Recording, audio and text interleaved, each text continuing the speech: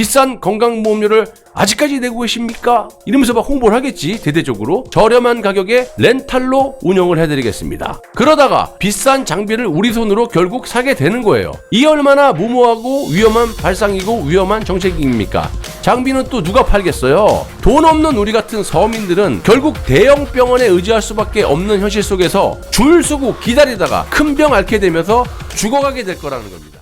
문재인은요, 윤석열 정부에서 노동시간 단축, 문재인 케어, 탄소 중립 정책 등 문재인 정부에서 추진해온 모든 정책들을 후퇴시키고 지워나가려고 하는 그런 태도에 대해서 비판을 했는데, 이런 정책들이 국민의 삶과 대한민국을 긍정적으로 변화시켜 나갈 소리 없는 혁명이기 때문이다. 이렇게 말 같지도 않은 정말 귀신 씨나라 까먹은 소리를 자꾸 해대고 있습니다. 문재인이가. 여러분, 대표적으로 이 문재인 케어, 이거 뭡니까? 결과적으로 대기업들 배 터지게 해주는 정책이고요. 서민들은 죽던지 말던지 의료 인프라가 박살이 나던지 말던지 자기들 입속만 챙기겠다라는 거 아닙니까? 한마디로 니들은 국가가 하라는 대로 해. 시키면 시키는 대로 해. 이거 아니겠냐고요. 좀 더 쉽게 말씀드려보자면요. 문재인 케어의 핵심이 뭡니까? 뭐 여러 가지 문제점들이 많이 있지만요. 결국 박정희 대통령께서 이룩해놓은 전 세계에서 찾아볼 수 없는 의료보험, 즉 건강보험 인프라 체계를 무너뜨리겠다는 거 아닙니까?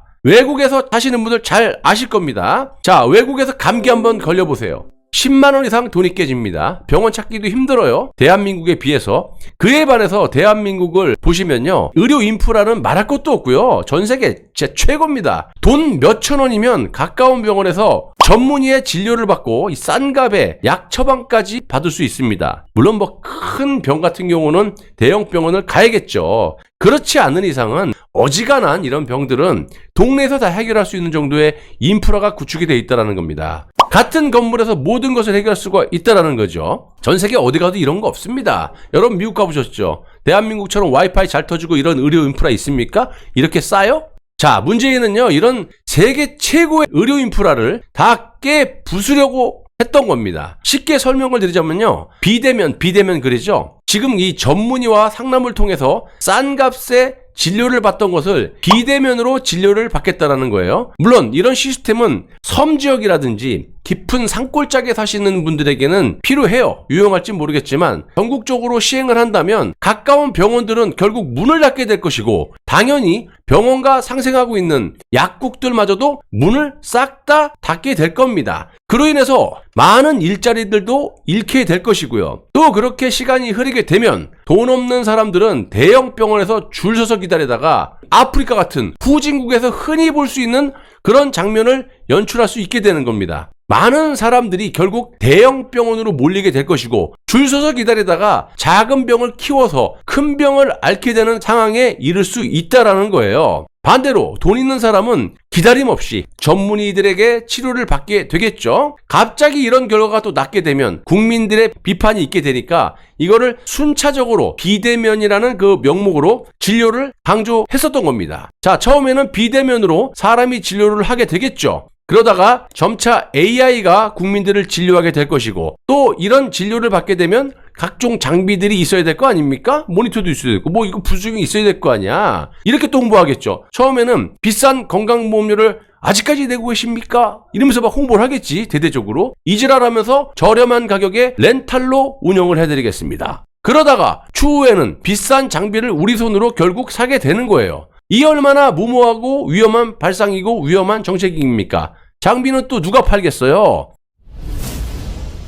인프라를 갖고 있는 대기업이 대한민국에 몇 개 있죠. 병원도 있고 호텔도 있고 뭐 이런 장비도 만들고 의료 장비 같은 거, 또 약 같은 거, 제약회사. 돈 있는 사람들은요, 이런 거 별 신경 안 쓰겠지만 돈 없는 우리 같은 서민들은 결국 대형 병원에 의지할 수밖에 없는 현실 속에서 줄 서고 기다리다가 큰 병 앓게 되면서 죽어가게 될 거라는 겁니다. 죽기 직전에 전문의를 한번 보게 되겠죠. 이게 국민을 위한 문재인 케어 그 정책입니까? 대기업 배부르게 하면서 의료 인프라를 망치게 하고 또 거기에 대한 혜택을 지들이 또 보겠죠. 여러분, 낭방비도 마찬가지입니다. 문재인의 탈원전 정책을 들 수가 있는데요. 일본의 사례로 봤을 때 좋은 정책이라고 볼 수도 있겠지만 현실적으로 대한민국의 지정학적인 조건으로 봤을 때는 원전에 의지할 수밖에 없는 거예요. 문재인의 이런 탈원전으로 전기요금이 1kWh당 당시 54원이었거든요. 지금 기본이 250원, 300원씩 합니다. 얼마가 올랐는지, 또 누진세가 얼마나 더 붙었는지, 어떤 정책으로 지금 이렇게 우리가 필요 이상의 돈을 내고 있는지 여러분들은 지금 현실적으로 실감을 하고 계실 겁니다. 한번 조목조목 따져보세요. 저는 이런 문제를 3년 전부터 한전의 충격적인 보고서를 근거로 방송을 해왔고요. 당시에 내가 말한 게 앞으로 2, 3년 후면 대한민국은 베트남이라는 후진국처럼 블랙아웃 또는 전기세 폭탄이 불가피하다라고 말씀을 드린 바가 있습니다. 그렇다면 이런 문제가 언제부터 터졌어요?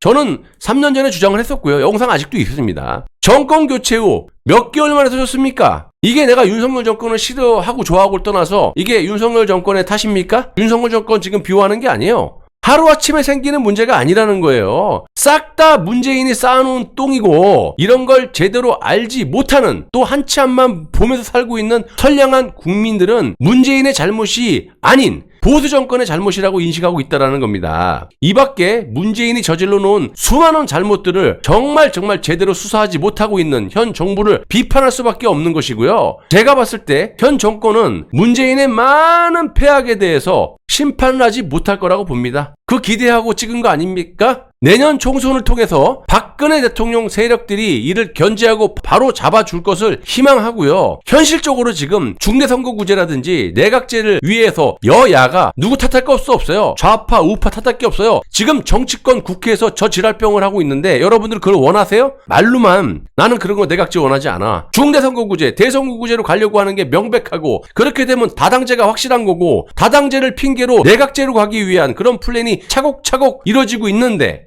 여러분들은 의석수 줄이라고 했지 의석수 늘리라고 했습니까? 비례대표 없애라고 했지 비례대표 50석 더 늘려준다고 여러분들이 좋아하는 사람들입니까? 그걸 원했습니까? 그걸 현 대통령도 지지를 하고 있고 국회의장도 저 지랄병하고 있고 여야가 지금 저 지랄병을 하고 있는 거예요. 궁극적인 목적은 문재인이 폐악을 내각제로 다시는 차기 정권이 들어서지 못하게끔 이원집정제로 가서 지 죄를 묻어버리고 평생 헤쳐먹겠다라고 지금 저짓거리 하는데 누가 누구를 원망하는 겁니까? 저는 진실을 얘기하고 있는데, 목숨 바쳐서 방송하고 있는데, 여러분들이 그걸 원한다면 그냥 내각제를 지지한다고 하세요. 왜 내각제를 반대한다, 국회 의석수 늘리는 거 반대한다, 없애야 된다 이렇게 말하시면서 저것들이 저런 짓거리를 하는 걸 제가 여러분들에게 폭로하고 얘기를 하고 있는데 왜 저를 갖다가 뭐라 그러시는지. 저는요, 이런 문제점들을 견제하고 바로 잡아줄 것을 박근혜 대통령에게 기대할 수밖에 없어요. 왜냐면 박 대통령마저 그런다면 저는 누구도 지지할 사람이 없다고 봅니다. 그래서 그런 것들을 희망하고, 또 제대로 된 보수의 진면모를 통해서 국가가 제대로 된 안보, 경제 발전할 수 있는 기회가 됐으면 하는 그런 바람에서 이렇게 방송을 하는 겁니다. 부디 여러분들이 정말 현명한 판단으로 제 방송을 시청해 주셨으면 하는 부탁을 다시 한번 드립니다.